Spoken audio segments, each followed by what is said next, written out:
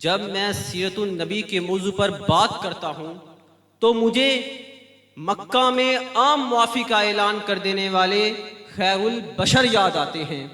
جب میں سیرت النبی کے موضوع پر بات کرتا ہوں تو مجھے ہندا کو معاف کر دینے والے خیر البشر یاد آتے ہیں۔ جب میں سیرت النبی کے موضوع پر بات کرتا ہوں تو مجھے طائف کی وادی میں پتھر کھا کر بھی ہدایت کی دعا دینے والے خیر البشر یاد آتے ہیں۔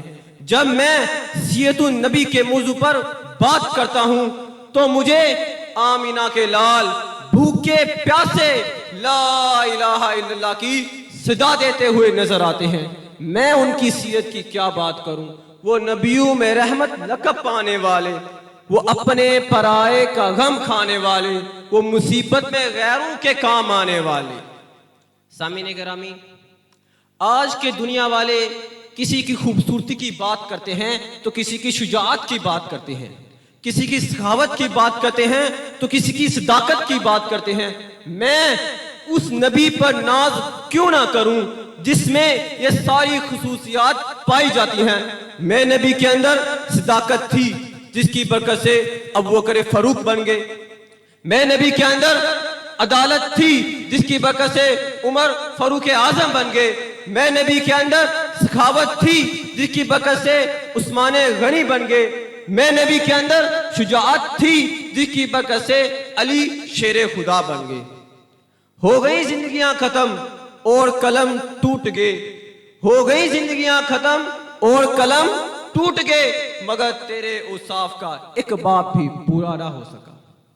سامعین گرامی، جس انسان کے دل میں نبی کے بارے میں محبت نہیں، الفت نہیں، جذبہ نہیں، اس دل والا انسان کافر تو ہو سکتا ہے، فاسق تو ہو سکتا ہے، منافق تو ہو سکتا ہے، لیکن اس دل والا انسان مومن اور مسلمان نہیں ہو سکتا۔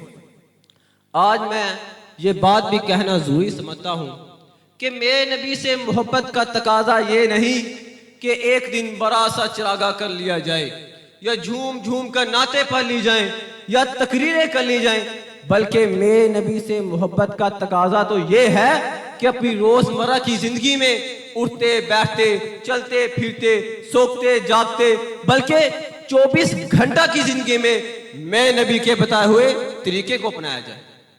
آخر میں ان اشعار کو بول کر اپنی تقریر کا اختتام کروں گا۔